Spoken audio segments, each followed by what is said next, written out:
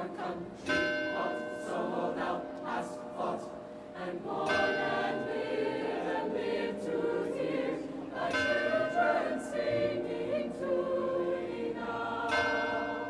O thou our guardian and our guide, renew our courage every hour, and keep thy spirit by our side, to aid us with his watchful power. Throughout all our lives, dear William and Mary, we pledge our loyalty. To college now and evermore, thy children cry all hail to thee.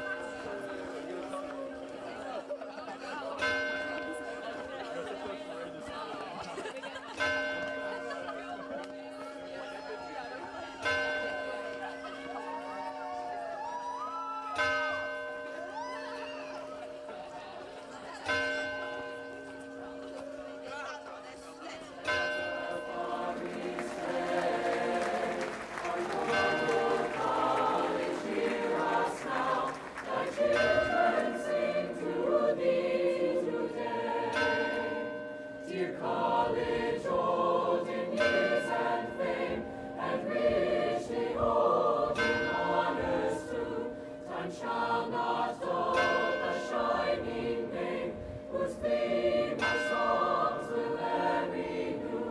And as years go by, dear William and Mary, the flame will never cease, but each new year rejoice to see thy children's praise to thee increase.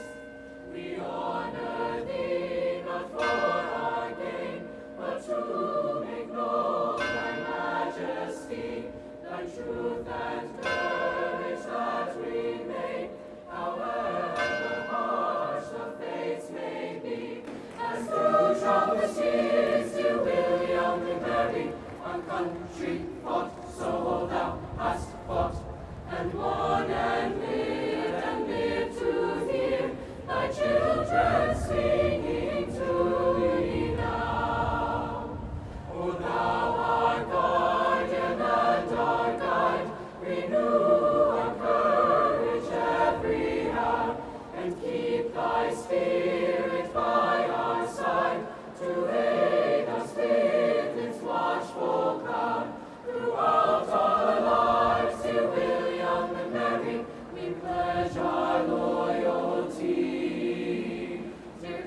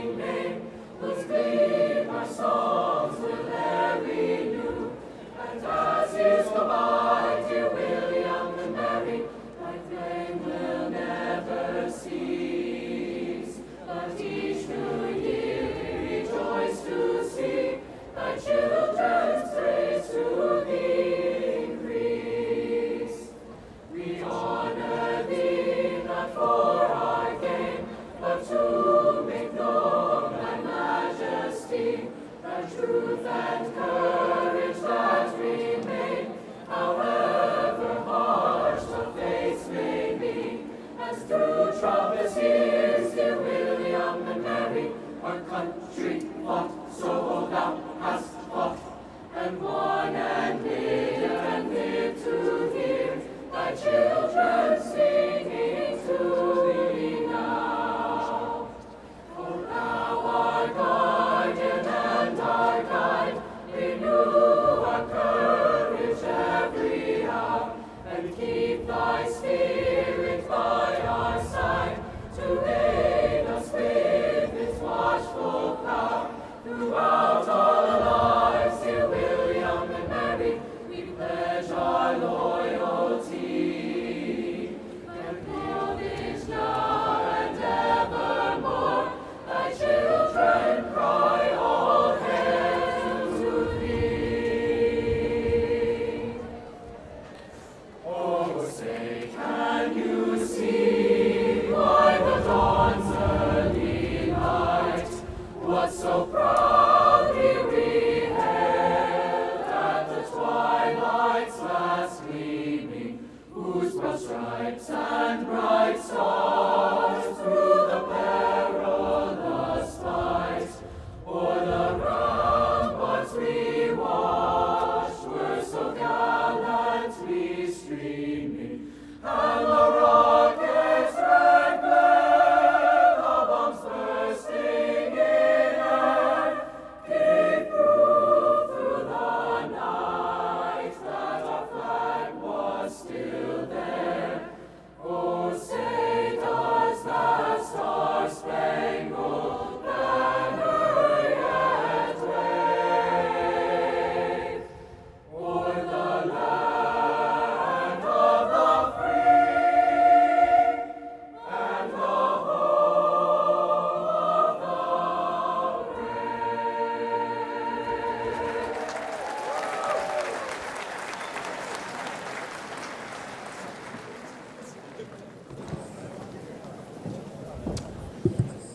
Graduates, parents, friends, everyone, this is a glorious, if toasty day.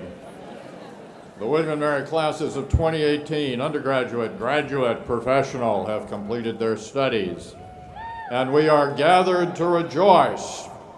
So let's get on with the celebration. In the year 1693, the reigning monarchs of Great Britain, King William and Queen Mary, signed a royal charter authorizing the establishment of a certain place of universal study, our perpetual college of good arts and sciences, to be located on the south side of the York River, to be supported and maintained for all time coming, to be called and denominated forever, the College of William and Mary in Virginia. These commitments have been kept through the generations and over the centuries. Now, in the interest of moving this baby along, I am going to mention 6 groups that at the threshold deserve special mention. Then I will ask them as a tribe to stand up all at once and be acclaimed. Members of William and Mary's Board of Visitors are with us. They are vital. Also with us is a strong cohort of the faculty of William and Mary who have nurtured the class of 2018. Several years ago, students voted to tax themselves or their parents to provide funding to reward scholarly and teaching excellence. The class of 2018 professor is Julie Agnew. 3 honorary marshals were selected by the senior class for today's exercises. They are Professors Joanne Braxton and Katherine Guthrie, plus me. 6 new honorary alumni of William and Mary were celebrated yesterday. Honorary alumni are people who did not attend William and Mary but have since developed great affection for our school and supported it in myriad ways. They are Joe Gophus, Steve Johnson, Helen Reevely, Taylor Reevely, that's me again, Joel Swartz, and John Charles Thomas. Please stand, everyone whom I just No, I'm sorry, you all can sit. All of those whom I just mentioned, please stand faithfully.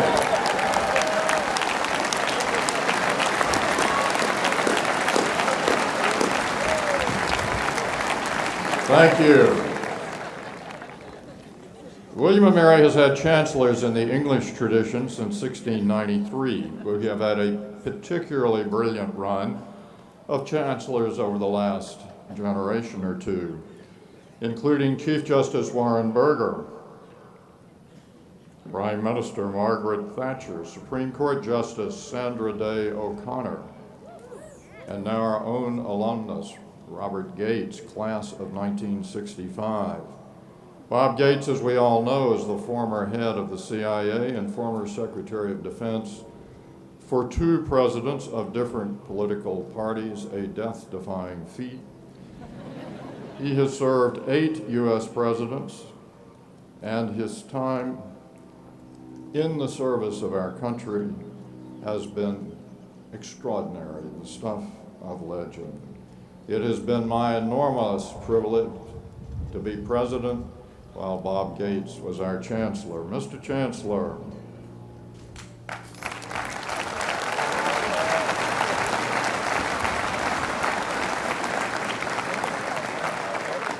To the class of 2018, congratulations. The last exam has been taken, the final paper submitted. The registrar has double-checked, and yes, you have indeed made it through one of the most rigorous educations in the world. Well done.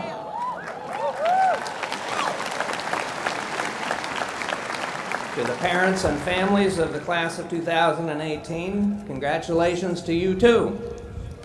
You have much of which to be proud and much to celebrate. The last tuition check has cleared. The last parking ticket paid. However, for you parents joyfully contemplating newly available disposable income, forget it. The National Bank of Mom and Dad never closes. To Katherine Johnson, Lynn Briley, Karen Eli, and Janet Brown Strafer, congratulations on your well-deserved honors.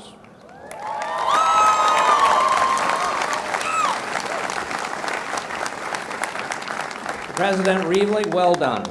William and Mary is far better for your presence. And in this, your final commencement, I will take a moment of privilege as Chancellor.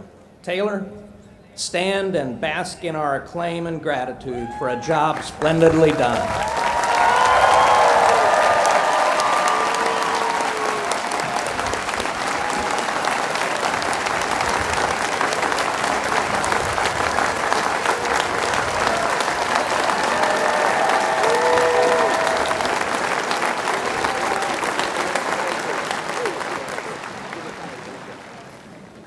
Director Sotomayor and the board, thanks for your leadership in the past year, particularly for a terrific choice in William & Mary's 28th president, Dr. Catherine Rowe.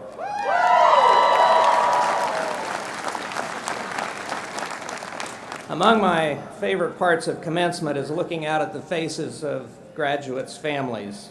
Most parents beam with pride. Some parents look a little surprised.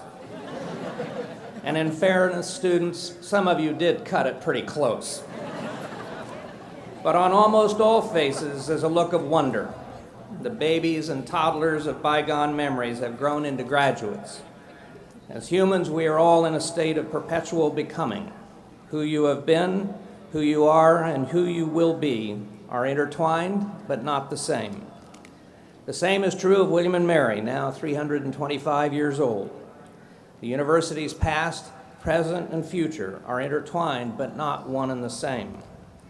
Thanks to Lynn, Karen, and Janet, as well as all the people of color who followed them, William and Mary is not the same university as it was 50 years ago.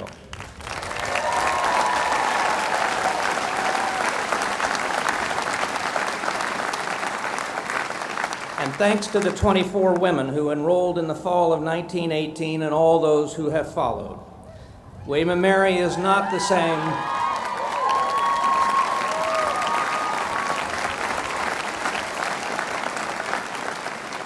William and Mary is not the same university it was 100 years ago, a milestone we will celebrate this coming year.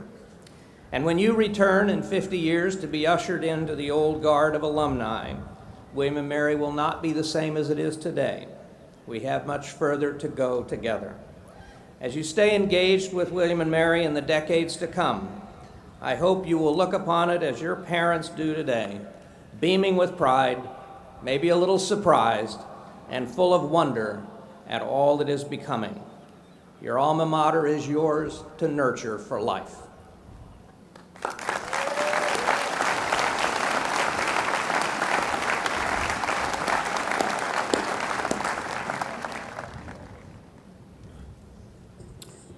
Since 1756, when Benjamin Franklin was awarded an Honorary Master of Arts, William and Mary has recognized lives of powerful accomplishment through the conferral of honorary degrees.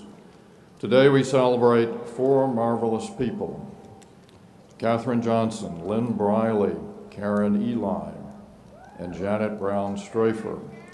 A written account of their glories appears in your program. Following a video about each, Rector Stottlemyre and Chancellor Gates will award the honorary degrees. Let's roll the videos.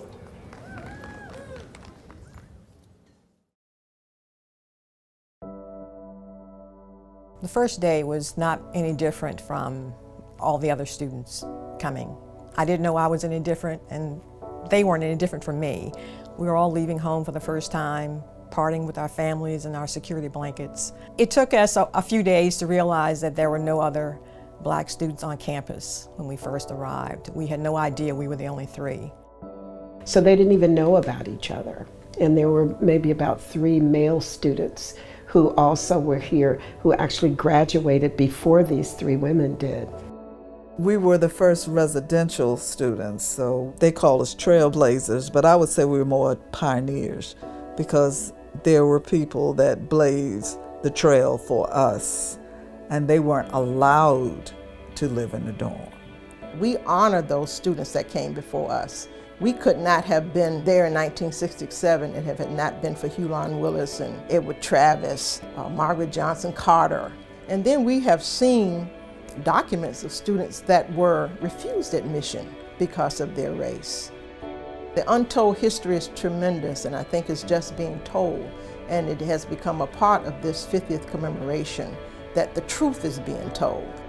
When we left, we didn't feel like it made any difference that we ever came, because nobody really paid a whole lot of attention to us.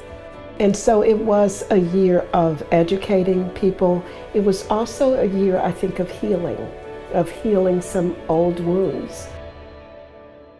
The highlight to me is the plaque on the Wren building, because the Wren building is so sacred. Black people need to be included in the soul of this university because we have given so much to it. To have their names prominently displayed there is something that they more than deserve. I did not expect that at all. I mean, just thinking about it, it's hard not to just burst out in tears to be forever commemorated in the Wren building. Always wanted to come back, but didn't know anybody. I figured no one knew me, didn't care. Well, I think that the institution has evolved just like our culture has evolved, just like American society has evolved.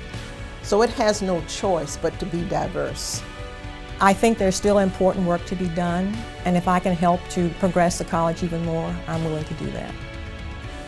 The president has that saying about who comes here belongs here, and a lot of people don't feel that way. And I think knowing about their history is a way for them to know that they belong. Don't be afraid to ask for help. Karen, Lynn, and I never asked for help, but in retrospect, I realized that every student was struggling in some way, regardless of where they came from. A student that does not feel they have a place can create a place. Create your space, create your place. Align yourself with people of like minds. Begin to build bridges with those of unlike minds. and create this place. I know what it means to get an honorary doctorate degree from any place, but to get one from William & Mary is very, very special. They're deserving of it because of the courage and conviction and determination that it took for them to come to a place like this and stay here. It has just been overwhelming this past year. I'm just surprised and grateful. Very, very grateful. You know, it's a very humbling experience, really. I feel extremely honored to have been offered this opportunity to receive this award.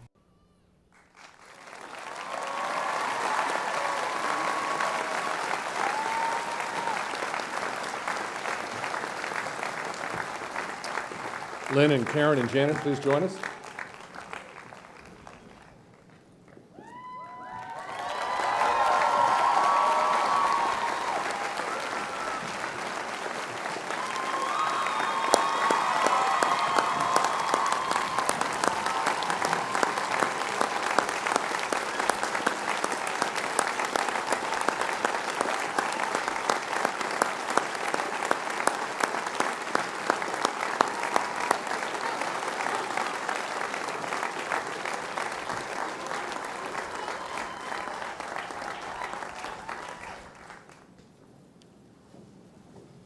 Lynn Briley, Karen Eli, and Janet Brown Strafer. Yours is a shared legacy of pathfinding, perseverance, and pride. As William & Mary's first African-American students in residence, you blazed the trail for all those who would follow, gracefully demonstrating to all that students of color belonged and could thrive at this university. Throughout the 2017-18 academic year, we celebrated the 50th anniversary of your enrollment, centered on the theme, Building on the Legacy. You have faithfully and graciously helped us to remember our past while spurring us to do even more in the present and as we look to the future.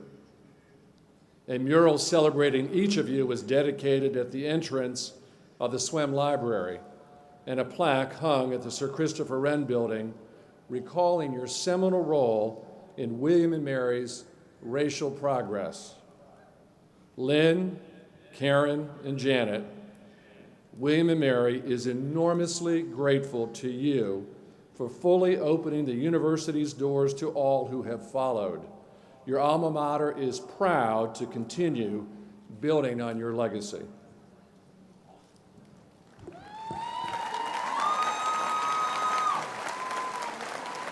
By virtue of the authority vested in me by the Board of Visitors and the ancient royal charter of the College of William & Mary in Virginia, I hereby confer upon each of you the degree of Doctor of Humane Letters, honoris causa.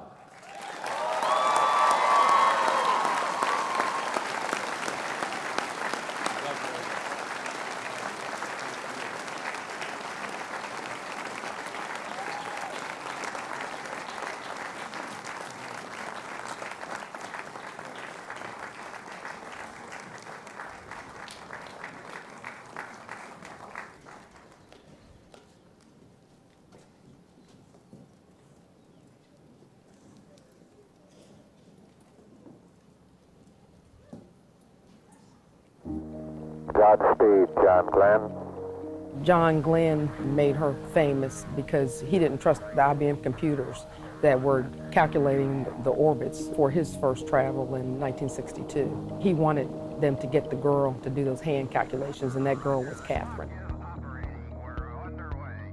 Katherine Johnson actually came to NASA before there were computers as we know them today, so we actually needed humans to do all those mathematical calculations. At that time, the computers were segregated, so there were white women computers and there were African American women computers. So even though they were doing the same work, the same complex mathematics, they were actually separated. But Katherine was so talented. Katherine was quickly elevated because she was so good at what she did. She came to work, ready to work, and although people might have been concerned about whether or not women and especially black women, could contribute to NASA's mission for the nation. She proved in a very silent way that coming to work every day and doing her best and contributing, continuing to learn, and because of that, so many people like me are now standing on her shoulders. To me, Katherine Johnson is the very definition of an American hero. She's someone who said, how can I make this country move forward? How can I contribute to the nation really literally reaching new heights? So the work that she did at NASA's Langley Research Center in the human spaceflight program, doing all the math that helped the first humans to get into space, she's a hero, just plain and simple. If I were a college graduate today and seeing someone like Katherine honored, what I could learn from her is the ability to believe that there aren't barriers that can keep you away from the dreams that you have if you're persistent enough. There were some obstacles in front of her, but she was able, with a lot of strength and wit and grace and determination, to push through them. William & Mary's mission states, at William & Mary, teaching, research, and public service are linked through programs designed to preserve, transmit, and expand knowledge. Katherine was a teacher, Katherine was a researcher, and she was a public servant, and she solved difficult problems of flight. Her work embodied William & Mary's mission, and that's why I think it's just so appropriate for her to receive this award. Katherine G. Johnson, your remarkable life of nearly 100 years has been marked by boundless courage, superior intellect, and abiding boldness. Throughout your career, you've broken barriers and blazed a trail for women and people of color, all the while making significant contributions to space exploration. Your intelligence, your fearlessness, and your dedication are just a few of the reasons the university is proud to honor you. By virtue of the authority vested in me by the Board of Visitors and the ancient royal charter of the College of William & Mary in Virginia, I hereby confer upon you the degree of Doctor of Science, honoris causa. Congratulations. You are an absolute inspiration to all of us, a huge contribution to our society. And we are now thrilled to have you at long last as an alumna of William & Mary. Oh, hello to all the fine graduates. It's a pleasure with a great joy to be in your company. I'm happy to be here. I'm grateful for the occasion. Thank you very much. And I'll say to the other graduates, give the world your best. Oh, always do your best with whatever you do. Like it and show it.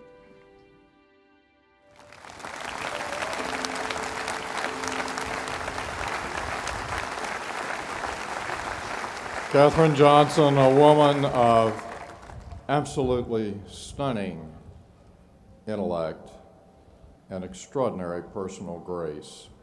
Katherine's two daughters, Joylet Heilich and Catherine Goebel Moore, are with us today. Please stand for a moment.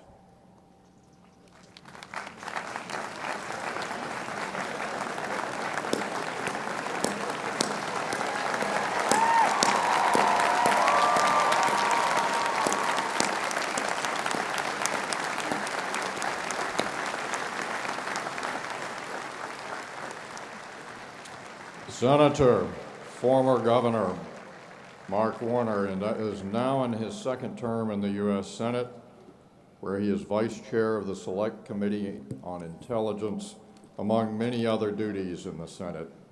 He's a leading force in Congress seeking bipartisan solutions to pressing national issues. When Mark Warner completed his service as Governor of Virginia in 2006, the Commonwealth was ranked the best managed state in the Union, the best state for business, the best state in which to receive a public education. Mark himself was the first in his family to get a college degree.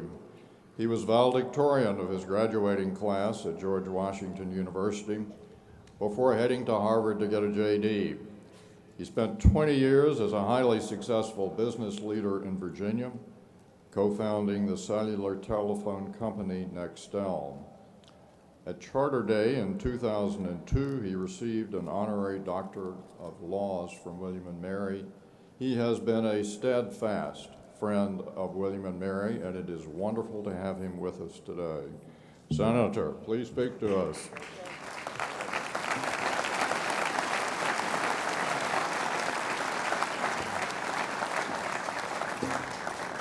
President Reevely, Chancellor Gates, members of the Board of Visitors, students, faculty, staff, parents, and most specifically graduates.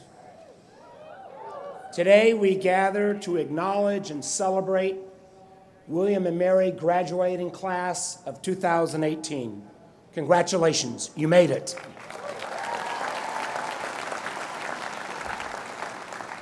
Taylor, thank you for inviting me to be here today, and let me join Bob Gates and others in congratulating you, not only on your great service to William & Mary, but your great service to our Commonwealth and our country. Congratulations. I'm delighted to be back here at William & Mary.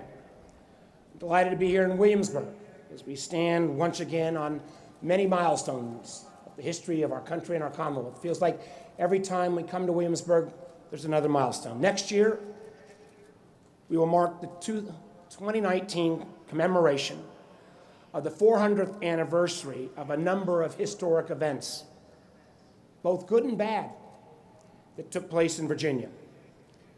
From the celebration of our nation's first Thanksgiving to the landing of the first enslaved Africans at Hampton. As you graduate from this institution that's so intertwined in our nation's history, I invite you to be part of this commemoration next year. And whether it's the history of the African-American experience, the Virginia experience, or the American experience, it's so important to tell the whole story. The good, the bad, and frankly, the ugly as well, to make sure that we're true to ourselves as Americans. But some of those dark chapters also tell the story of some of the greatest triumphs of our time. You've honored the Legacy 3 this morning, and you've heard the incredible accomplishments of Dr. Katherine Johnson. It's special to be here on a graduating day when we honor those trailblazers. So it's been as my time as governor and senator, I've actually had the chance to give a lot of commencement addresses. Although this is the first time I've given the commencement address at William & Mary. So when I give commencement addresses, I try to always remember those extraordinarily wise words of that great British Prime Minister, Winston Churchill, who said, and I quote, "Be sincere, be concise, and be seated." So I will offer you graduates 3 quick pieces of advice that I've distilled over my life. So then I'll get out of the way so you can continue this celebration with your family and friends. As Taylor mentioned, I was the first person in my family to graduate from college. I know what it's like to try to make ends meet, not knowing if you could make next tuition. Thank goodness for the student loan program, or I wouldn't have been here. I also know that when I graduated from college many, many years ago, I would be able to do things and go places that my parents only dreamed about. Today, you share that same promise, but also with it comes a responsibility. Your obligation is to strive, to reach, and yes, to occasionally fail. Now, I know on graduation day, the last thing you want to hear about is failure. But the truth is, nobody's life follows a straight line trajectory up. And for me, even though Taylor was kind with his introduction, virtually everything I've tried in my life, I only got to because at one point along that journey, I failed. I remember out of college and law school, I decided a couple years out that I would become an entrepreneur. I took my life savings, $5,000, invested it in a little energy startup company, went to work for that company, and in 6 weeks, I helped that company go totally bankrupt. I then went into real estate. Took me 6 months to fail at that. So at the ripe old age of 26, I was living out of my car, student loans coming due, sleeping on my friends' couches who had all gone to law school at Harvard and doing really well. But uniquely enough, I got another chance. I got involved in the very early days of the cell phone business. Now, this was back in 1982, and I went to all of my law school classmates and said, come, invest with me in cell phones. Every one of them said to me, Warner, you are so crazy. Go get a real job. Who wants a cell phone? They're all still practicing law. So as Taylor mentioned, I went on, formed a cell phone company called Nextel, started the largest venture capital firm in the Mid-Atlantic. Now, only in America could I have not one, not two, but actually 3 shots. And frankly, that notion that everybody in our country ought to have the chance to have that fair shot, no matter what you look like or where you're born, is still an aspiration we need to meet for every American.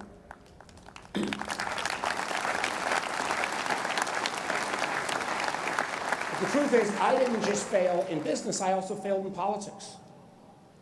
My first time I ran for anything, I had the audacity to run against John Warner. Now, my name is Mark Warner. That managed to confuse the heck out of all Virginians, Warner versus Warner. The one good thing we had out of that campaign was, honest to goodness truth, we had a bumper strip that simply said on it, Mark, not John. And I was in Danville one day, somebody came up, looked at the bumper strip and said, excuse me, sir, is that a biblical reference? Well, there was no divine intervention. I got second place, but out of that loss came the chance for me to get to know Virginia better, and I earned a great friend, John Warner, who I have enormous respect for. And then when he left this seat, I took it, and in 2014, even though we were at different parties, he supported me. So that notion of trying and failing, but in America being able to get up and try again and strive again, that is so great about our country. So make sure you go out and push the edge a little bit, particularly in these years right after graduation. Now, I recognize that I'm blessed to have the opportunity to have been successful in the technology business. And the truth is, technology is changing our society, our economy, our very way of life. As a country, as we navigate these changes, we need to remember our shared responsibility to be active participants in our democracy. And that's my second piece of advice. Use your William and Mary education to be an informed and active citizen in our great nation. You're graduating at a time when our country's political and cultural debates are pretty darn intense. Oftentimes, it seems we live in a nation that engages in way too much confrontation and way too little conversation. And that makes sense. Just look at social media. Social media has supercharged our ability to instantly share every single opinion we have, no matter how good or bad, with everyone in the world. And at the same time, I believe it has made us far too easy to build our own personal echo chambers, where we only consume information that reinforces our own point of view. Today, you graduates can access more information in a single day on your smartphone than your parents or grandparents could access in their whole lifetime.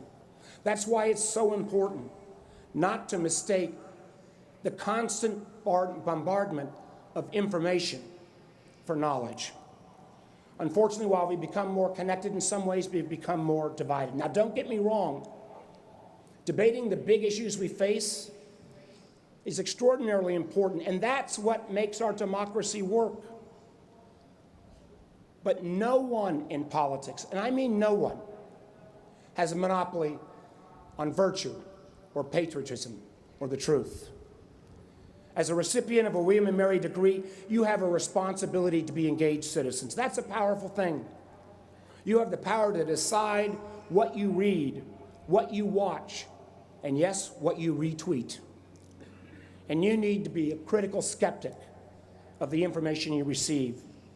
You also have the power to decide whether people who serve or aspire to serve in political office have the moral character that we should all expect from our leaders. And frankly, we need leaders with moral character now more than ever.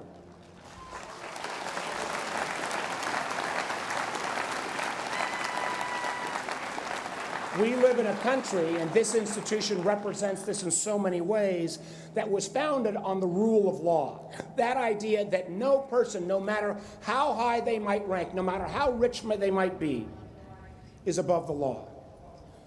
But sometimes we've been reminded in recent months that the rule of law can only survive as a pillar of our democracy as long as it survives in the hearts and minds of the American people and their leaders. It is a rich tradition of our democracy, the rule of law. But like all traditions, it can die if we fail to pass it on from generation to the next, if we fail to defend it when it comes under attack, when we choose leaders who lack the moral character to defend our institutions of justice from attack, or worse, who attack these institutions themselves, we run the risk that the rule of law, the fundamental nature of our American tradition, could begin to fade away. So graduates, I ask you to use your power as educated citizens with your William and Mary degrees, to make your voices heard, to stand up for what's right, to demand that your leaders do the same. Because frankly, our democracy depends on it. Now, I know at times when the news comes on, especially these days, and the news about Washington, you want to throw a shoe at the TV. I feel the same way, and I'm inside the TV.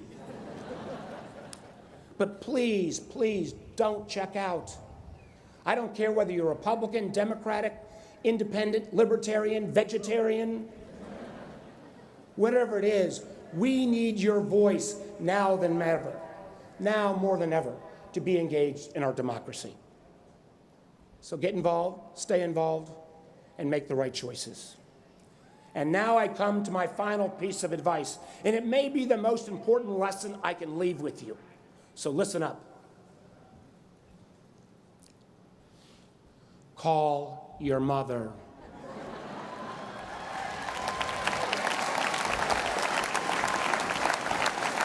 And not just because tomorrow's Mother's Day. Call your mother, call your father, call your grandparents, girlfriend, boyfriend, husband, wives, sisters, brothers. After this ceremony, seek out that special person who has encouraged and supported you on this journey, and tell them thanks. Go ahead and tell them you love them as well. Don't tweet it. Don't post it on Facebook. Don't simply send them a text. But find that person or call them on the phone and tell them how much you appreciate that. Because quite honestly, the truth is, and you know it, you did not get here alone. You should cherish your friends, your family, as your life depends on it. Because frankly, in a lot of ways it does. So graduates of William and Mary class of 2018, that's it. Always go out and strive. Never be afraid to fail. Please, no matter how messy it is, stay involved in our democracy. And most importantly, never, ever, ever forget to call your mother. Congratulations, class of 2018. Go Tribe.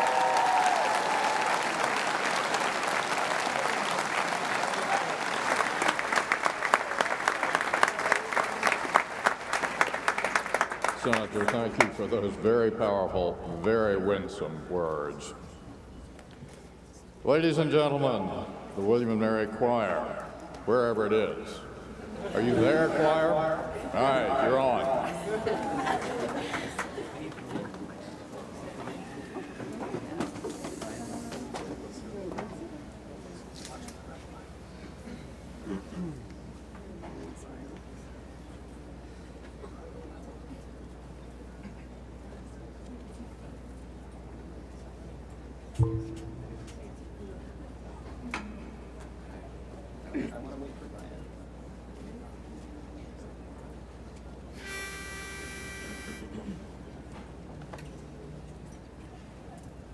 There is a destiny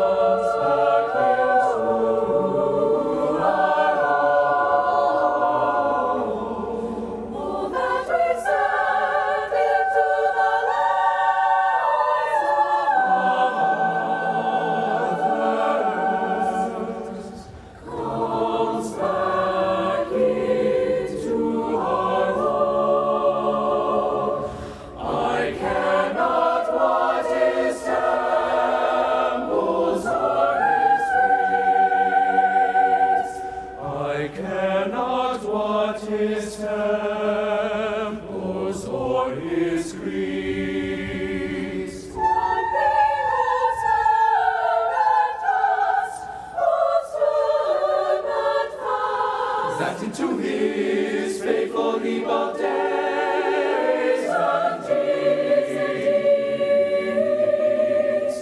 the soul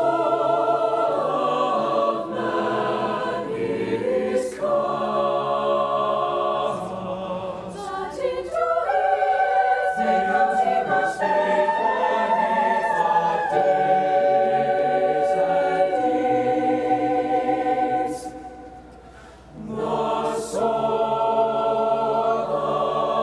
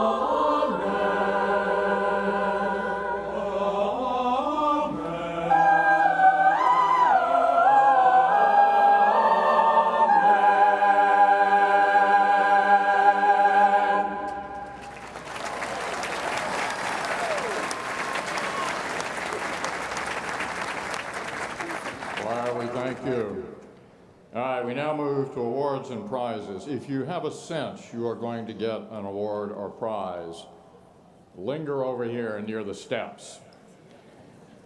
There is an insert in everyone's commencement program dealing the accomplishments of those about to be honored. My words about each will be a mere suggestion of their wonders. We have some distance to travel with awards, and I plan to move ahead at flank speed. I can see some of you feel the heat truly rising. The Lord Botetourt Medal, established in 1772 for the honor and encouragement of literary merit, goes to the graduating senior with the greatest distinction in scholarship. Today, the Botetourt Medal goes to Sarah Joan Heinz. Sarah, come join me. Sarah, you have nailed a perfect 4.0 GPA. An English major, you have also taken the biology and chemistry needed to sate pre-med requirements. A faculty nominator says of you, she is unique in her combination of modest demeanor and brilliant performance. Sarah, well done. Now let me find the one that belongs to you.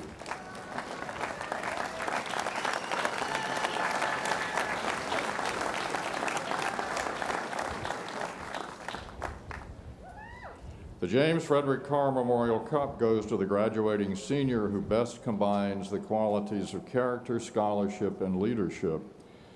James Carr came to William & Mary in 1914, served with distinction in the First World War, and lost his life before he could return to the college. This year, the Carr Cup belongs to Hannah Rose Gordy. Hannah, you are a double major in French and government with a 3.99 GPA and a robust regime of extracurricular activities.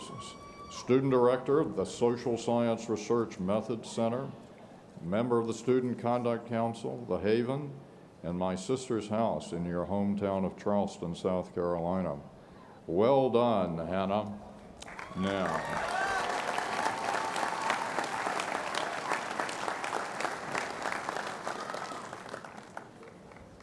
you get two things, a plaque and a large cup that I'm going to give to you to hold for a moment, then you got to give it back to me.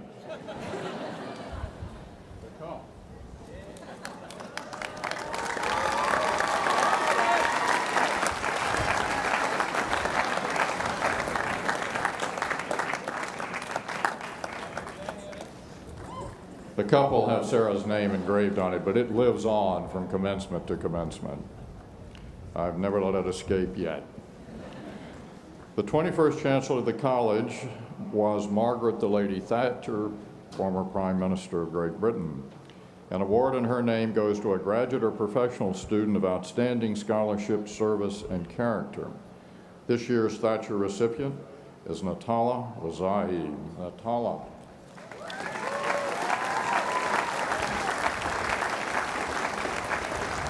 Natala, a native of Honduras, came to America seeking a caliber of education unavailable at home so she could use what she learned to help her people.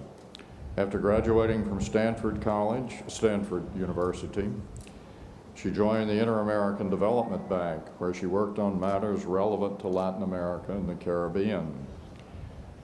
Her work at IDB ultimately led her to William & Mary Law School, where she's been on the Law Review, a legal practice fellow, and president of the Human Security Law Center's student chapter and the Latino Law Students Association. Natalia, we are delighted to present you with the Thatcher Award.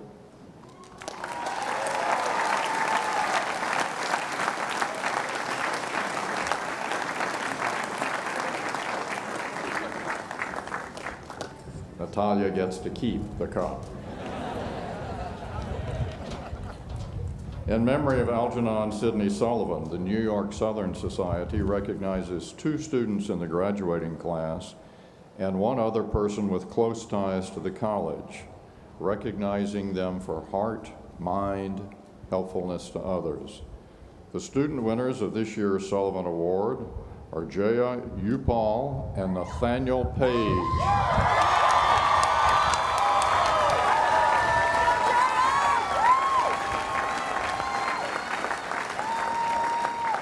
Jaya is a public policy major. She is known for her vibrant personality and her helpfulness to other people. She's an inspiring mentor for teammates on the Ultimate Frisbee team and an Alpha Phi Omega, a co-ed organization devoted to service, leadership, and community. She served on the executive board of Alma Mater Productions, was a tour guide and an orientation aide. One mentor describes her simply as a wonderful human, while another describes her as one of the most kind and generous spirits I've ever had the honor to know. And Nathaniel, a marketing major. You are known across campus for your caring spirit and genuine love of making other people feel that their stories are heard. You are a resident assistant, research fellow with the William & Mary Scholars Undergraduate Research Experience Program, a president's aide, programming assistants for the Sharp Community Scholars Program, and a founding member of Agency 1693. Jaya and Nathaniel, your alma mater is very proud of you both.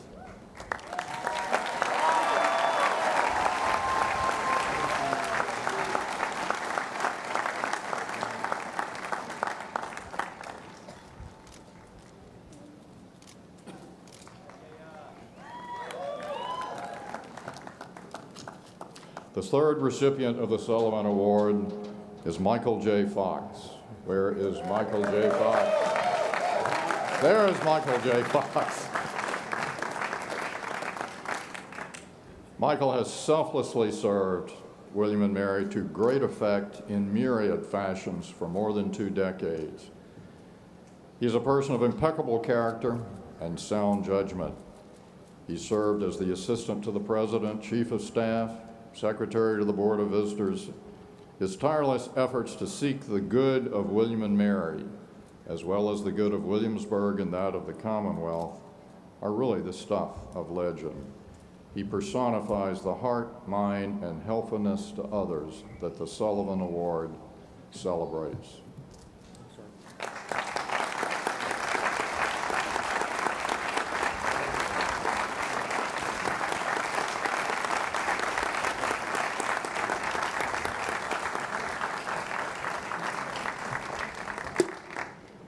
In honor of William & Mary's 23rd president, Thomas A. Graves, Jr., the Graves Award recognizes sustained excellence in teaching.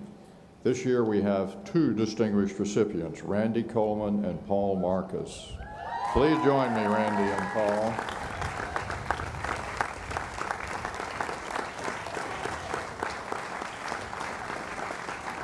Randy Coleman, over your 47-year career at William & Mary, you have been an outstanding teacher, an innovator in things technological, a caring mentor to your students, and your students describe you as enthusiastic, passionate, inspirational. You served for many years as our chief advisor for students thinking about going into a health profession. And in 2008, you were named a Campus Technology Innovator of the Year, an award given to only 14 educators across the United States. And Paul Marcus, you are recognized,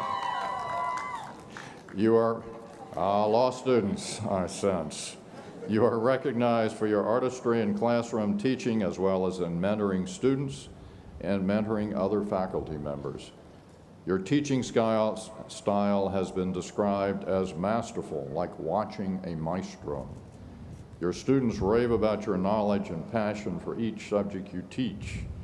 You've served as president of the American Association of Law Schools, a major national distinction, and are known as one of the most influential people in American legal education these days. So, Professors Coleman and Marcus, we are proud to honor each of you with the Thomas Ashley Graves Award for sustained excellence in teaching. Now let me find it.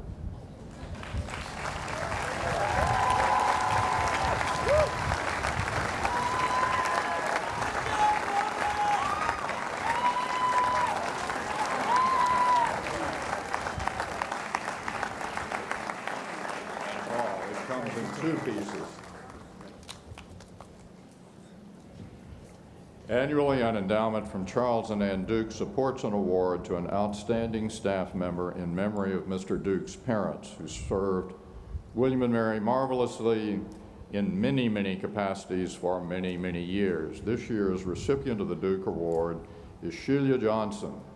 Sheila, I don't know where you are, but please stand. And let us applaud you.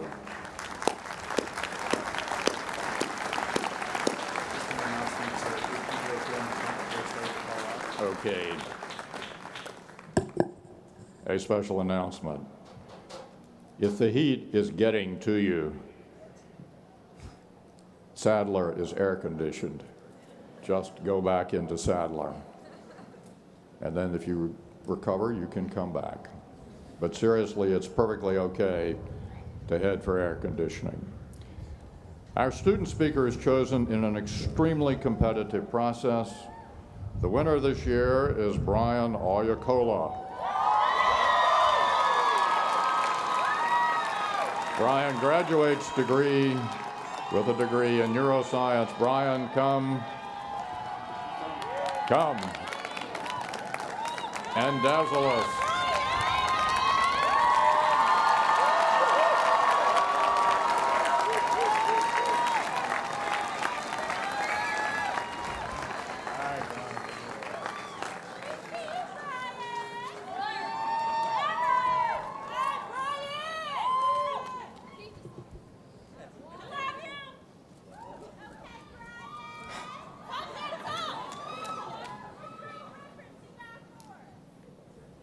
So, what now?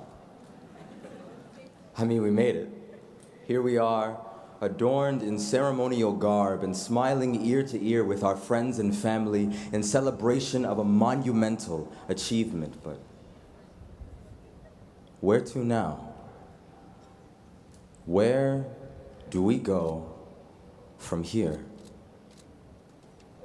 Direction is a funny thing, uniquely interwoven with our sense of destination, identity, motivation, and purpose. And truthfully, even when I was writing this, I wasn't 100% sure which way to go with it. Until I realized I was in a strikingly similar situation just a few short years ago when I first arrived here, so eager to find my place in a world I did not yet understand how to move through, where sometimes I found that the more I progressed, the more lost I became. Picture this, a beady-eyed and energetic freshman, my still beating heart set on biology, a premier route of pre-medical education. 2 semesters in, Bio 225 has other plans, then it's off to chemistry, maybe psych, possibly kines, and now neuroscience. And whether worse for wear, I shoulder not a single regret. But why?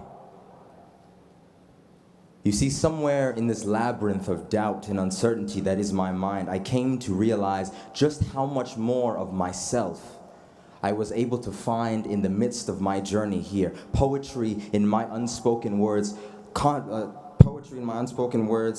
confidence that was always there from the start, and luxury in entertaining diverse economies of thought. However, like many of you, I also discovered a profound inability to wake up at 8 a.m., submit my assignments before 11:59, and live a life devoid of wah-wah. But either way, I've come to understand that when life appears to be a maze of unbridled confusion, when there is nowhere else for us to turn, there is always freedom from a higher perspective, above the noise and above the commotion, and sometimes all we need to do is look up. And that is a lesson I truly could not have learned anywhere other than right here at William and Mary. You see, this college has shown us that there is more than one path to success, to achievement, and to happiness, that we can be so much more than our countless countless mistakes and unmet expectations, and that our true north is something that we define for ourselves. I say these things because I've come to realize that many of us are quickly approaching a crossroads in our lives, and that the choices that we make from this point on will affect not only just us, or even just those around us, but those who come after us. Many of us enter college scrambling to navigate our futures all at once in the beginning, to map out the next decade during syllabus week. But this, my friends, I think, is the truth. We are here today because we let college be both our crucible and our compass, our guardian and our guide in exploring the different avenues of life that would have gone otherwise uncharted, and allowing our time here to shape us, inching us ever closer to the dreams we have waited so long to achieve, and even those we never knew we had until this very moment. Two of the most powerful words you could ever speak are I am. For what you put after them shapes what you make of your reality, and frames not only your self-perception, but how you perceive the world. I am a William and Mary scholar. I am a scientist and future doctor. I am a friend to anyone who needs or wants one. I am among the best lyricists that have ever walked this campus. I am a member of one of the best choirs this side of anywhere.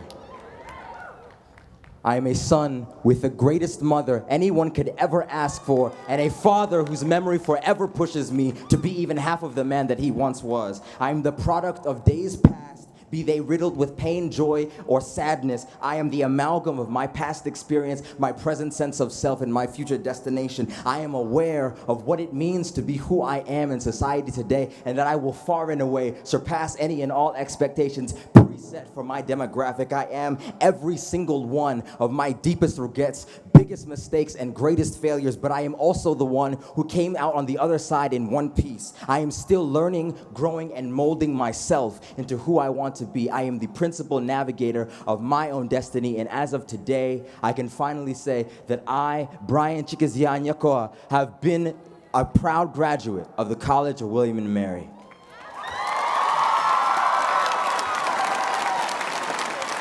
And so can you.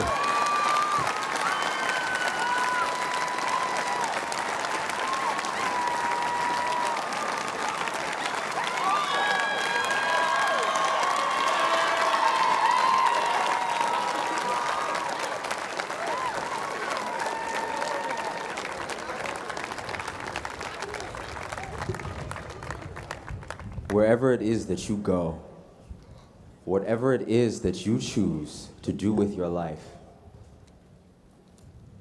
move with a purpose that is all your own. But do it always and forevermore out of love. Thank you.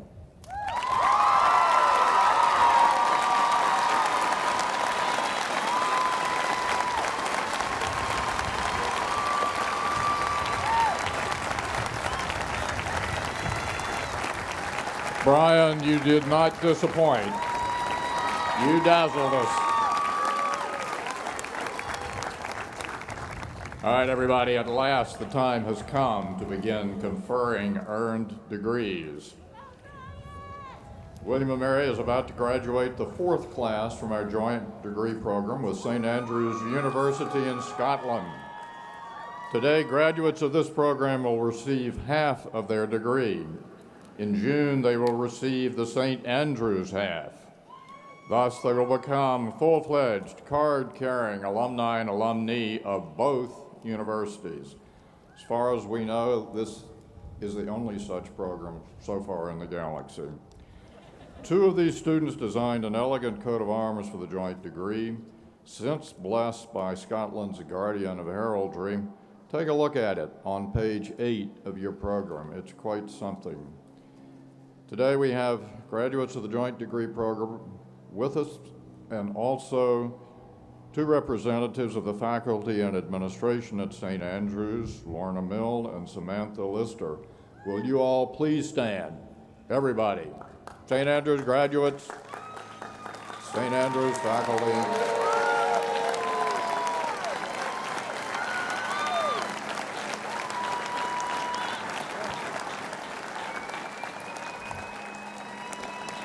Election to membership in academic honor societies at William & Mary is a major feat. Please stand if you have been inducted into Phi Beta Kappa, Order of the Coif, Beta Gamma Sigma, or Kappa Delta Pi.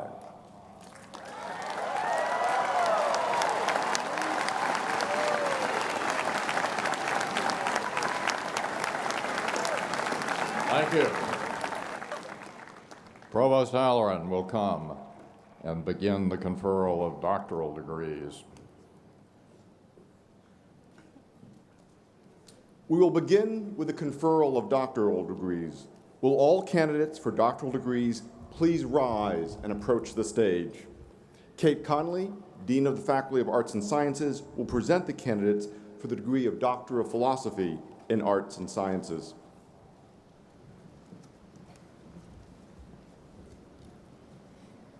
Victoria Akins.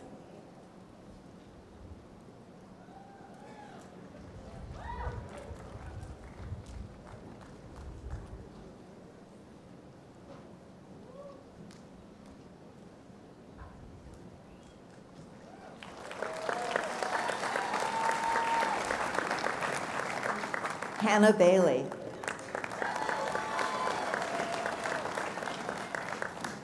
Janine Yorimoto Bolt.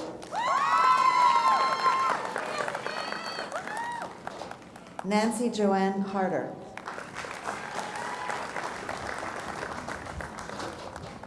Ellen Louisa Chapman. Lopamudra Das. James Franklin Dowd.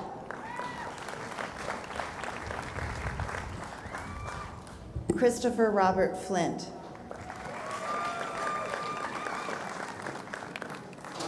Frank Anthony Fusil.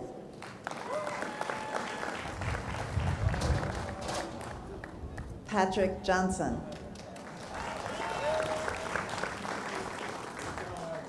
Renee Michelle Kingen. Mark Castro.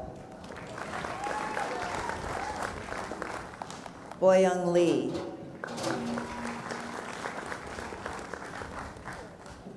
Dessa Lightfoot. Alexandra Martin. Kevin Patrick Moran.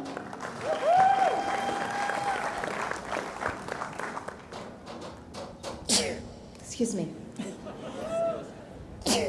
Sorry. Anne Elizabeth Norick. James Patrick Paglioni Jr.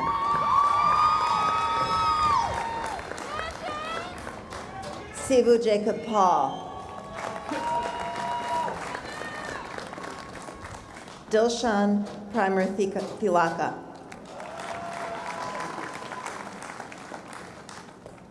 Nabil Siddiqui.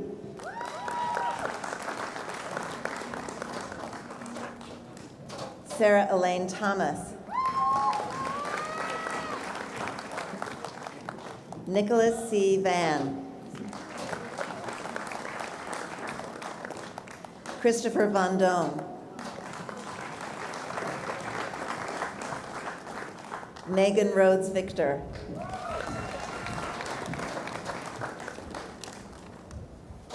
Elizabeth Joyce Wood. Jin Zing. Shan Ho Yi.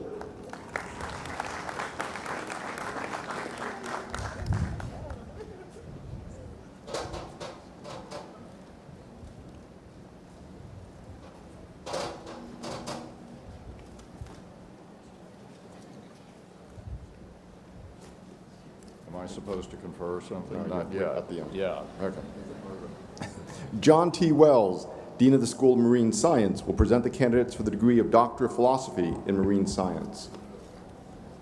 There are 12 doctoral degrees being awarded in marine science. All of the candidates are with us today. Candidates for the degree of Doctor of Philosophy in Marine Science, please come forward. Anne Marie Harfkin.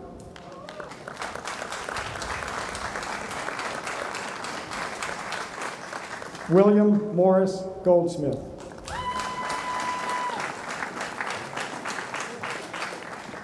Huang Chi Huan.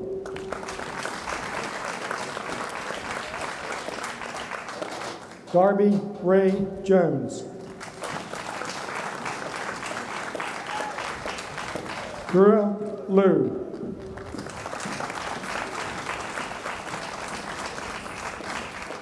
Nadia Rose Mamadzadeh.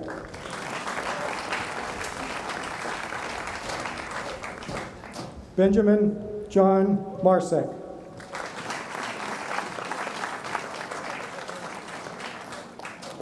Julia Miaj Moriarty.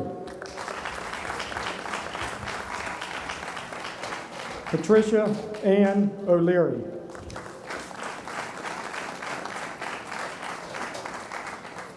Adela Zasmin Roa Varan.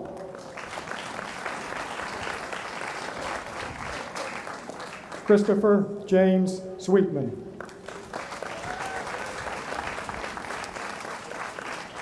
Fei Yi.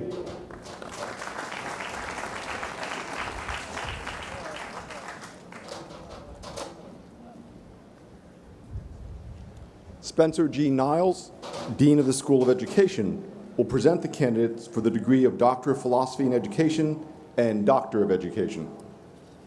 There are 36 candidates for doctoral degrees in education. 21 of the candidates are with us today. The candidates for the degree of Doctor of Philosophy in Education and Doctor of Education, please come forward. Jason Michael Allison.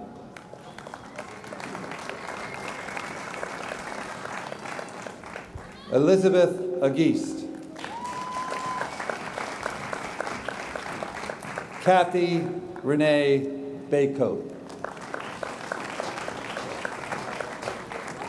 Rachel Previs Ball. Keisha Marie Baylor. Adam Joseph Brown. Laura Frances Estes. Tiffany Noel Ferrari. Edith Gonzalez. Sean Marco Hammer. Cassandra D. Harris. Yi Hua.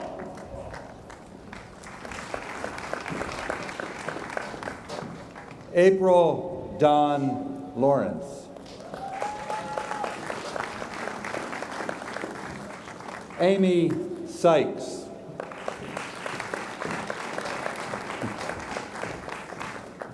Micah Luna Smith. Amy Hudson Stam. Patricia Marie Tillman.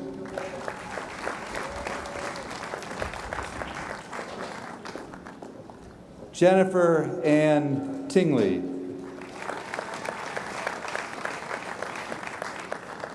Victor Twasson. Jennifer Lee Vaughn. Nathaniel Jacob Wagner.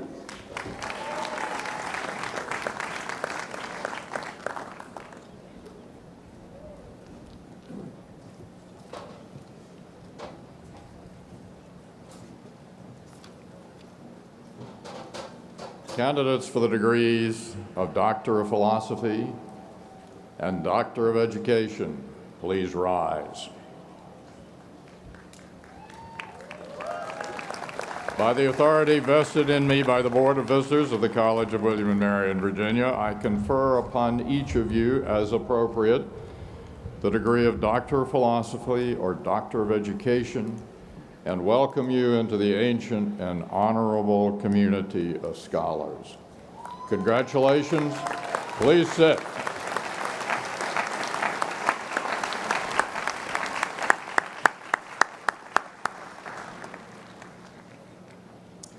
Davison M. Douglas, Dean of the Law School, will present the candidates for the degree of Master of Laws and Doctor of Jurisprudence. There are 39 candidates for the degree of Master of Laws and 190 candidates for the degree of Doctor of Jurisprudence. Those present, please rise.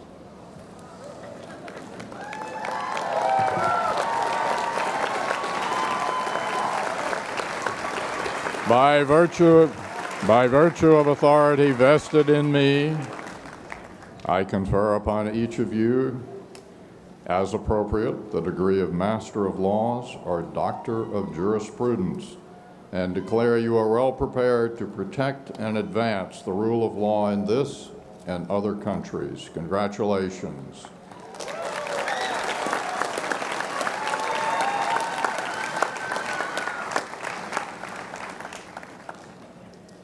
Dean Niles will present the candidates for Educational Specialist degree and the degrees of Master of Arts in Education and Master of Education.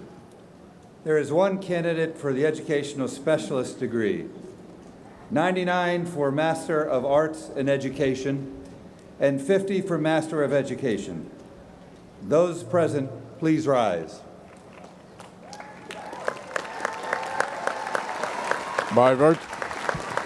By virtue of authority vested in me, I confer upon each of you as appropriate the degree of Educational Specialist, Master of Arts in Education, or Master of Education, and declare you are well prepared to nurture the schools of our Commonwealth and nation. Congratulations.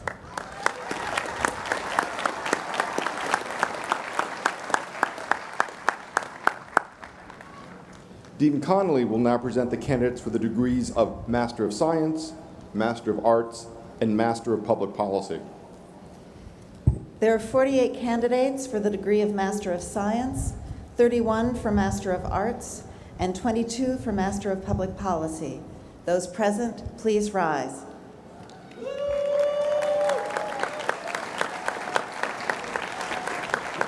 By virtue of the authority vested in me, I confer upon each of you, as appropriate, the degree of Master of Science, Master of Arts, Master of Public Policy, and declare that you have successfully completed an advanced study in your disciplines and are prepared to lead in them. Congratulations.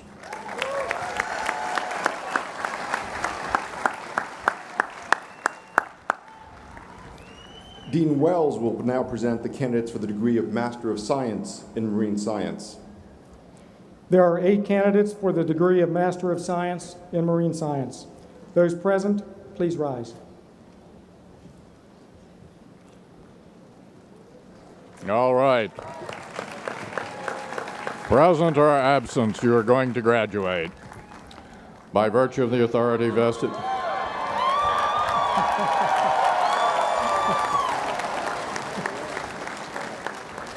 By virtue of the authority vested in me, I confer upon you the degree of Master of Science and declare that you have successfully completed advanced study in that discipline and are well prepared to lead in that sphere. Congratulations.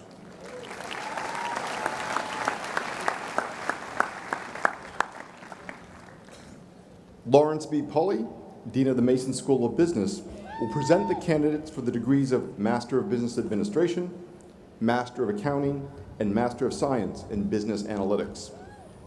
There are 305 candidates for the degree of Master of Business Administration, 103 for Master of Accounting, and 84 for Master of Science in Business Analytics.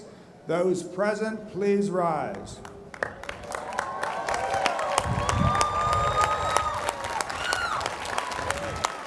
By virtue of the authority vested in me, I confer upon each of you as appropriate the degree of Master of Business Administration, Master of Accounting, or Master of Science in Business Analytics, and declare that you are well prepared to lead in the spheres of business and finance. Congratulations.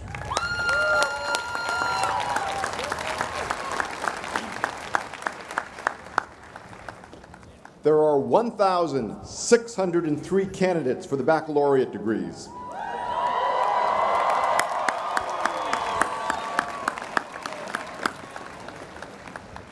The deans will now present the baccalaureate candidates by field of interest or concentration.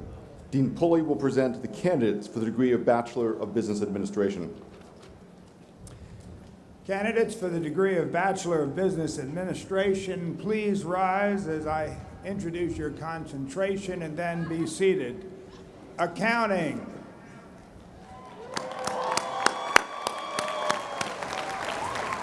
Thank you. Finance.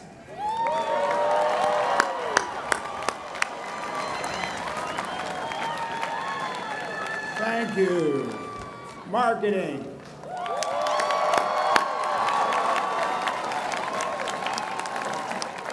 Thank you. And business analytics.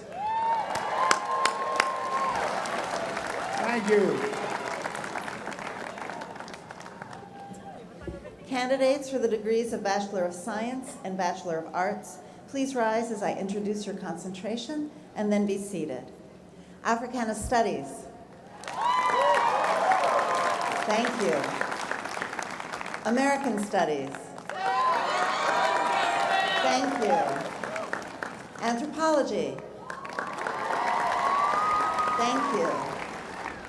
Art and Art History. Thank you. Biology. Thank you. Chemistry. Thank you. Classical Studies, including Greek, Latin, and Classical Civilization. Thank you. Computer Science. Thank you. Economics. Thank you. Elementary education. Thank you. English. Thank you. Gender, Sexuality, and Women's Studies. Thank you. Geology. Thank you. Global Studies, including European Studies, Latin American Studies, Asian and Middle Eastern Studies, and Russian and post-Soviet Studies. Thank you. Government. Thank you. History. Thank you. Interdisciplinary studies, including environmental science and policy, linguistics, literary and cultural studies, film studies, medieval and Renaissance studies, and neuroscience. Thank you. International relations. Thank you. Kinesiology and health sciences. Thank you. Mathematics. Thank you. Modern languages and literatures, including Chinese, French, German, and Hispanic studies. Thank you. Music. Thank you. Philosophy. Thank you. Physics. Thank you. Psychology.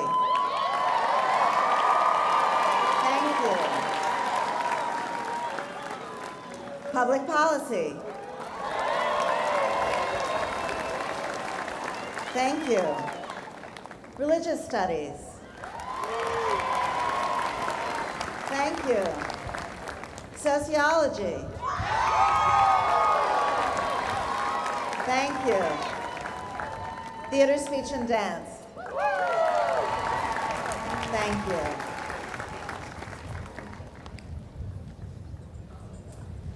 Now, will all the candidates for bachelor's degrees please stand as one great tribe united?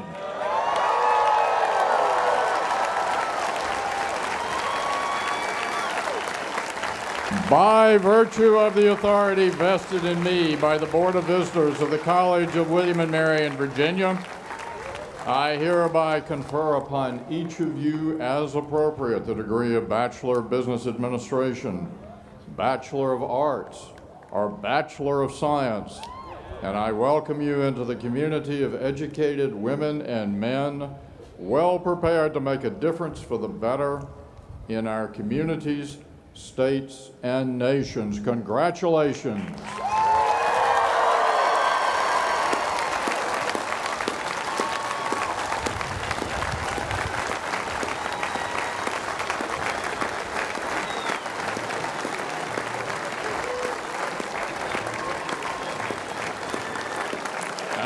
Please sit. For hundreds of years, William and Mary people have served with distinction, first in colonial and then in the United States Armed Forces. The tradition today is represented by our Army ROTC program and our student veterans. Yesterday, the United States Army commissioned 7 William and Mary students. After receiving William and Mary degrees today, also receiving William and Mary degrees today, are 125 active duty or reserve or veteran members of the military forces. Newly commissioned officers and other graduating military personnel and veterans, please stand.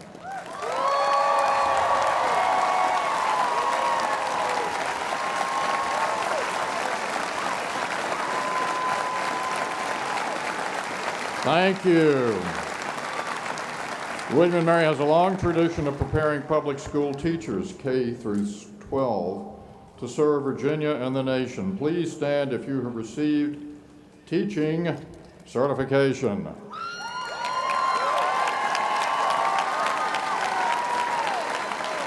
Thank you.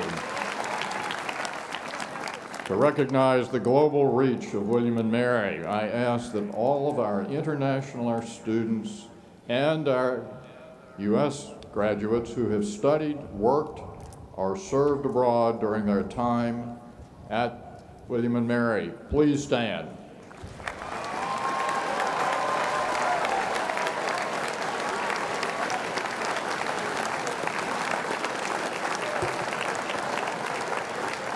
Thank you. Please sit. That is quite something.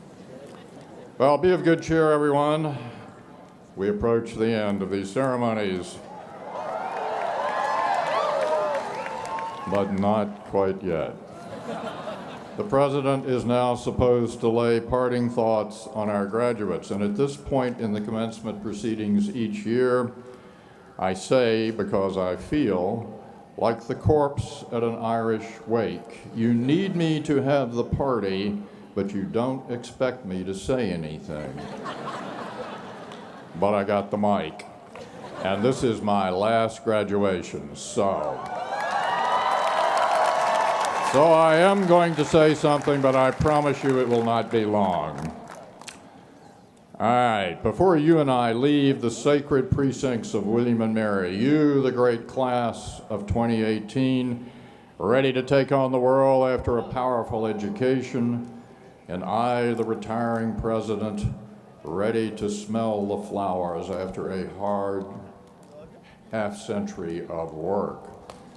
But first, before we depart together, 2018, and I'm now Honorary 2018, there's a matter we must resolve together, and that is the matter of hark upon the gale. Given that William and Mary was created by the King and the Queen of a seafaring nation, It's not far-fetched to think of you and me as ships passing at sea. You rigged, provisioned, and ready to hit the high seas, and me coming into port after a long and tumultuous journey. And so, in keeping with the traditions of the sea, it's appropriate that I say a bit about what I have encountered and grappled with on the vast oceans, so that you may be advised as you sail off into the unknown.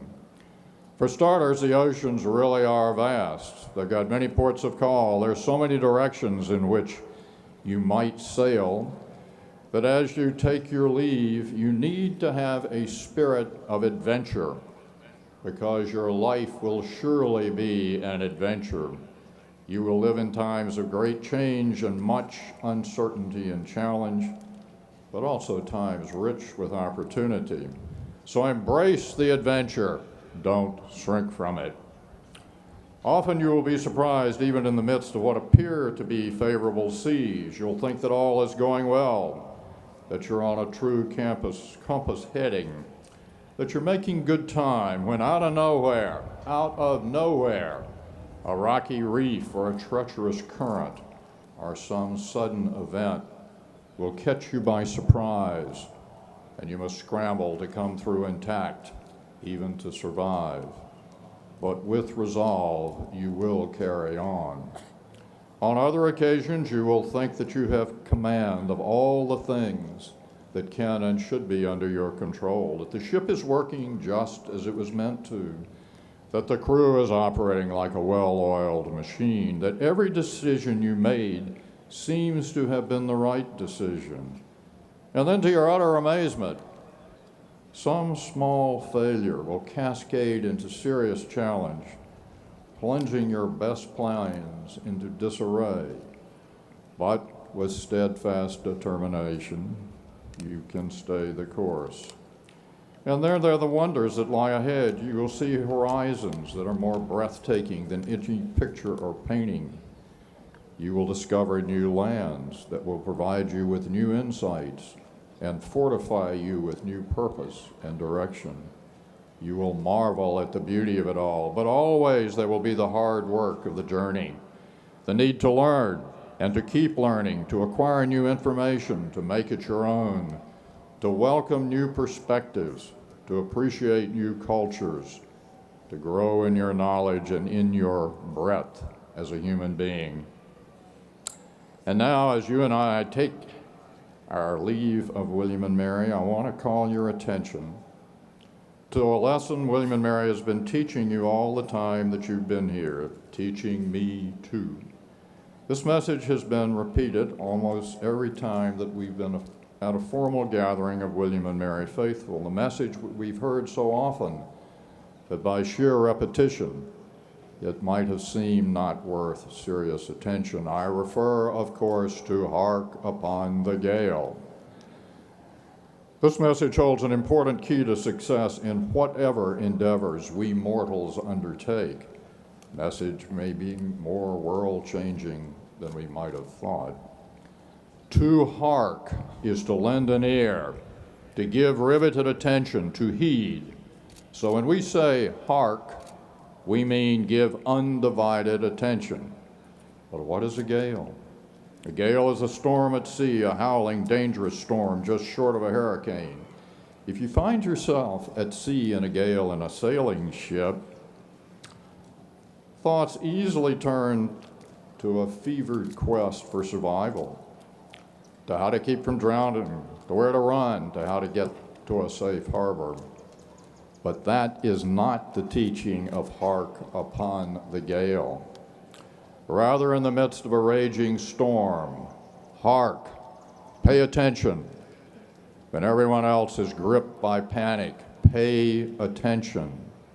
Listen to the wind. Watch the movement of the water. Taste the salt in the air. Heed the sounds your vessel is making. Pay attention. And use all this to steer the best course and ride out the gale.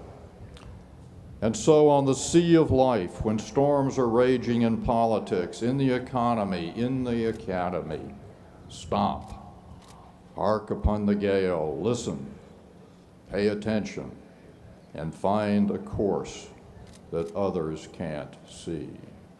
Hark upon the gale. It's been the greatest privilege and honor of my life to lead magnificent William and Mary. My spirit is lifted by the promise of the future that I see in each of you, class of 2018, and that I see in this iconic institution. I have such high hopes for what you will do in your lives and what your efforts will mean to our communities, states, and nations. And I have such high hopes for what William and Mary will do as it moves marvelously into the centuries and millennia to come. And so, in the spirit of seafarers, I conclude with words from the poet Longfellow, who wrote, "For not each sudden sound and shock, 'tis of the wave and not the rock, 'tis but the flapping of the sail and not a rent made by the gale. In spite of rocks and tempests roar, in spite of false lights on the shore, sail on, nor fear to breast the sea. Our hearts, our hopes are all with thee." Our hearts, our hopes, our prayers, our tears, our faith triumphant o'er the fears, are all with thee, are all with thee. Thus endeth my sermon on Hark Upon the Gale.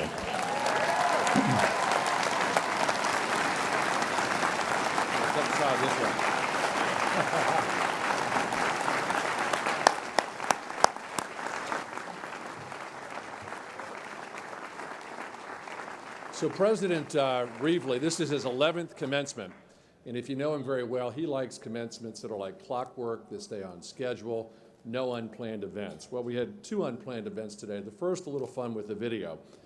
The second unplanned event is that the Board of Visitors has voted unanimously to award President Reevely the final honorary degree of today's events. Good Lord.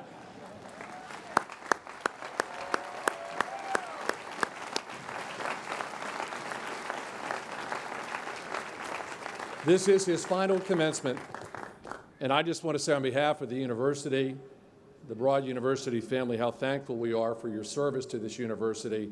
As I said last night, I believe you will go down as one of the greatest presidents in the history of William and Mary.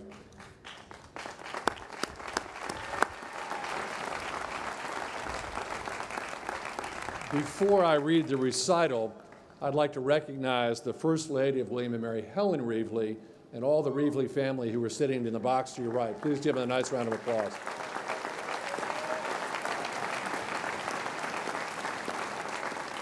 Okay, here we go. W. Taylor Reevely III, in the words of a former rector, if you had not existed, William and Mary's destiny would have required that you be invented. For 20 years, first as dean of its law school, and for the last decade as its president, you have been William and Mary's compass, voice to the world, and beloved parent within the family. In February 2008, seeking a leader with the endurance to restore the alma mater of the nation to preeminence after several years of tumult, the Board of Visitors named you interim president. Arriving with a Clark Kent exterior and a superhuman strength of character, you set about restoring an environment in which all of William and Mary's people can do their best work. You got the university moving forward again through a strategic planning process. In September of 2008, the Board of Visitors named you William and Mary's 27th president. During the Reevely decade, the university advanced forward. Among your signal accomplishments, the William and Mary Promise, adopted by the Board of Visitors in April 2013, provided the university with greater resources while emphasizing that all partners have a role to play: faculty and staff, students and families, alumni and friends, and the Commonwealth of Virginia. For the Bold, the most ambitious fundraising campaign for a public university of our size, is ahead of pace toward its $1 billion goal. More than 1.5 million square feet of space, 40% of main campus, and 50% of William & Mary's Virginia Institute of Marine Science facilities have been built or renewed on your watch. The Reevely decade saw tremendous progress toward making William & Mary a more welcoming and inclusive community. You led efforts to address campus accessibility, mental health, sexual assault and harassment, and race relations. You removed Confederate iconography from display, and following recommendations of the task force, the university named 2 residence halls for prominent African Americans in William & Mary's history. Diversification of the student body accelerated during your tenure, and a significant investment was made to attract scholars of color to our faculty. A Phi Beta Kappa graduate of Princeton University, which I hope we won't hear any more of, and the University of Virginia School of Law, you clerked for Justice William Brennan of the United States Supreme Court and taught at the University of Alabama School of Law before moving into professional law practice.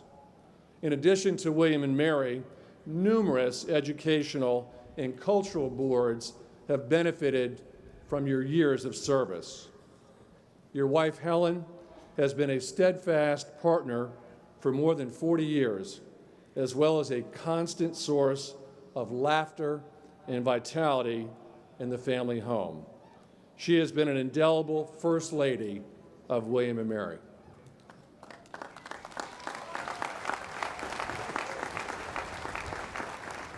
Taylor, for a lifetime of remarkable achievement, William & Mary is proud to honor you. For 2 decades of leadership, William & Mary is forever indebted to you. Truly, if you had not existed, as Todd said, William & Mary would have had to invent you, and we are grateful for your presence. By virtue of the authority vested in me by the Board of Visitors and the ancient royal charter of the College of William & Mary in Virginia, I hereby confer upon you the degree of Doctor of Laws, honoris causa.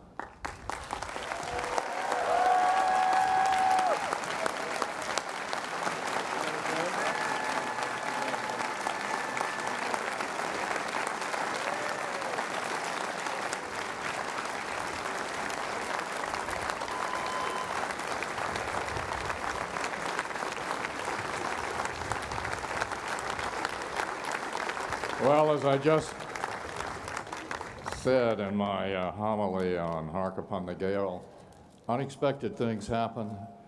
There are some things beyond your control, but Board, Mr. Rector, Mr. Chancellor, this is a really wonderful surprise, and it is extraordinarily meaningful to me. All right, it is time for a rousing cheer to King William and Queen Mary. Without them, we wouldn't be here, and to the class of 2018. Here's the way we're going to do it. That side of the stadium is going to cheer for William, and this side for Mary. So when I say William, you all hit William 3 times. Got it? And when I say Mary, same thing over here. Now, if we don't do it well, we'll have to repeat. So, all right, everybody. William. William is pleased. Mary. You all are really good. Now, I have been told that there is some desire to toss caps in the air. If so, now would be a seemly time. If not, no problem.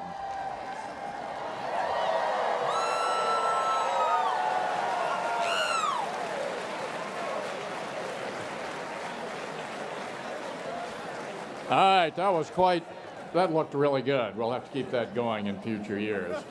Now we're about to sing the alma mater, and when the song begins, the symbolic chain of class office will pass from Laney Boyd, President of the class of 2018, to Sikander Zukria, President of the class of 2019. On the last verse of the alma mater, the William and Mary Maces will pass from the outgoing, newly elected leaders of the undergraduate and graduate student bodies. After the alma mater, while the platform party leaves the hall, the rest of us need to stay here. Once the platform party has gotten out, I will officially close the academic year and plunge us into a final bout of friskiness. Now, the alma mater, we only sing verses 1 and 4. And if you happen to have forgotten it, turn to page 11 of the program. The alma mater really likes for all of us to sing whether we can carry a tune or not. So everybody, let's really belt this out. All right, choir, get us started. Hark the students' voices swelling, strong and true and clear. Alma maters love their telling, ringing far and near. William and Mary, loved of old, hark upon the gale. Hear the thunder of our chorus, alma mater hail. God our Father, hear our voices, listen to our cry. Bless the college of our fathers, that are never die. William and Mary, loved of old, hark upon the gale. Hear the thunder of our chorus, alma mater hail. William and Mary, loved of old, hark upon the gale. Hear the thunder of our chorus, alma mater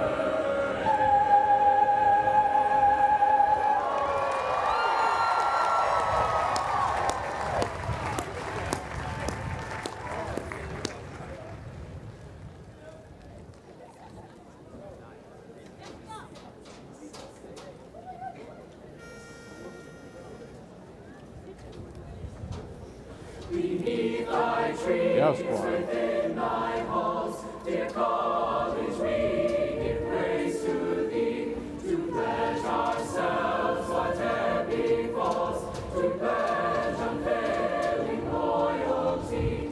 Our hearts are with thee, dear William and Mary, however far we stray. Our noble college, hear us now, thy children sing to thee today. Dear college, old in years and fame, and richly old in honors too, time shall not dull thy shining name, whose gleam our songs will ever renew. But as years go by, dear William and Mary, thy fame will never cease. But each new year rejoice to see thy children's praise to thee increase. We honor thee not for our gain, but to make known thy majesty, thy truth and courage that remain, however harsh the fates may be. As through troublous years, dear William and Mary, our country fought, so thou hast fought, and won and lived to hear thy children singing to thee now. O thou our guardian and our guide, renew our courage every hour, and keep thy spirit by our side, to aid us with his watchful power. Throughout our lives, dear William and Mary, we pledge our loyalty. Dear college, now and evermore, thy children cry all hail to thee.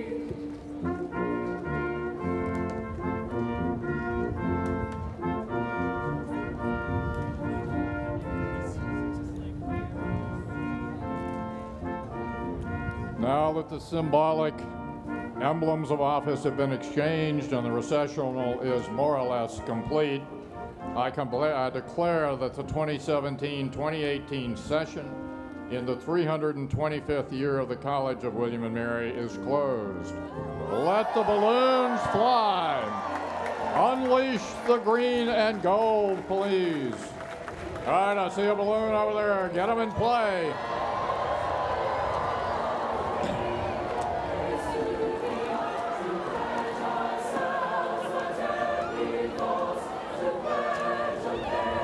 There's an escaped balloon here. It needs to be caught.